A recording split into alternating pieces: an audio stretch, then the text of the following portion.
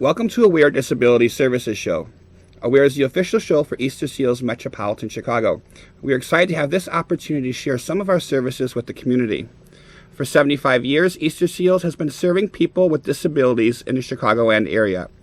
In fact, each year we serve more than 30,000 individuals with a wide variety of disabilities, including autism. My name is Jason Bauman, and I'm the host of today's show. You are watching a live, interactive call-in television show brought to you by Easter Seals Metropolitan Chicago. During the next 25 minutes, we are going to discuss autism. As you may know, autism is a developmental disorder diagnosed in early childhood that is characterized by deficiencies in social interactions and communication skills. I invite you to call in with questions or comments to 312-738-1060. Once again, 312-738-1060. Today we have with us Maurice Snell, a former student of Easter Seals Metropolitan School, as well as one of our greatest success stories. Welcome, Maurice. Thank you, Jason, for having me here. No problem. We have with us actually a picture of you from our gala this year. Yes, that was at our Festival of Trees that was held last December. Manager Asagian, I don't know if you know, is part of our board of directors for Easter Seals Metropolitan Chicago, and he's been helping our kids with autism, and we truly appreciate the Chicago White Sox organization for their part in building the Therapeutic School Center for Autism Research. I also hear that he is one of your biggest fans. Oh yes, most definitely, Jason. He usually comes to the school, and I would be the first person he will see. So I'm going to talk a little bit about your story, Maurice, because it is a very interesting story. Now, tell me a little bit about when you were first diagnosed with autism. Let me tell you, Jason, it was a difficult experience for me and my family. My family couldn't believe that I was diagnosed at the time. They didn't know what autism was back then.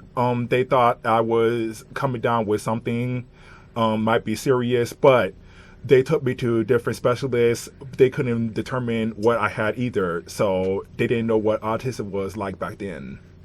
Now, I heard when you were first diagnosed, one of the scariest parts were that the doctors told your parents that you should be institutionalized in a place. There wasn't a place for you that could provide great services. It was just basically an institution. Tell me a little bit about that. Yes, it was frustrating.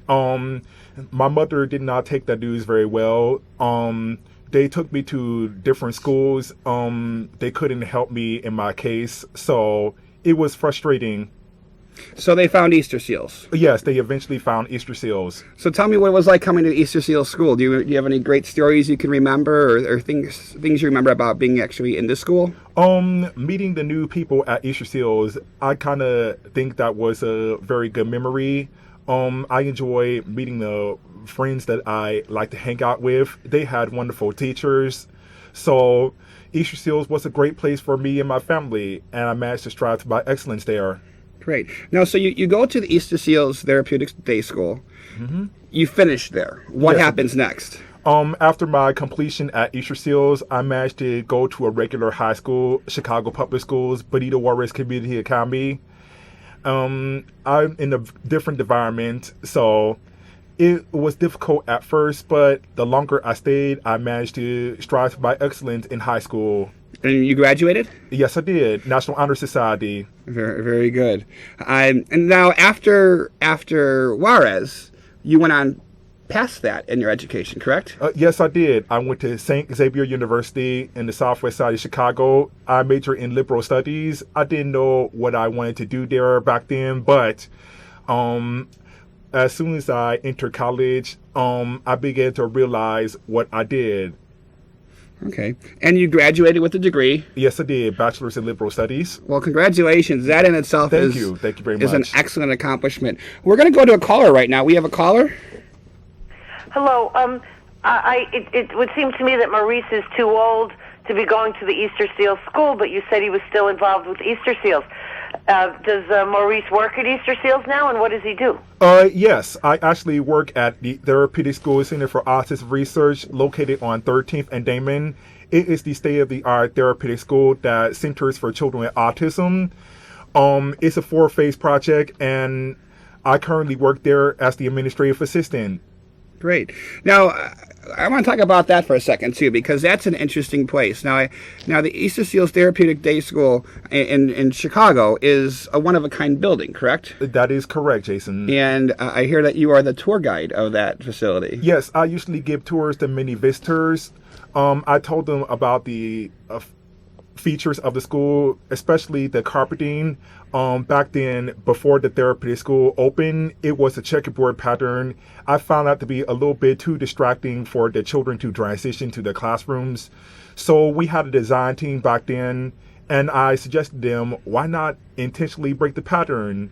Maybe it will work for the students. They took upon my suggestion, and henceforth they intentionally broke the pattern of the carpet. Now it's alternating shades of gray, so it's much easier for students to transition. So you were part of the design team that built the school. Yes, that is correct, along with Tim Murai, President and CEO, Barbara Zawacki, COO of Metro Chicago. Great. Now, many of the features in the school are built specifically with children with autism in mind.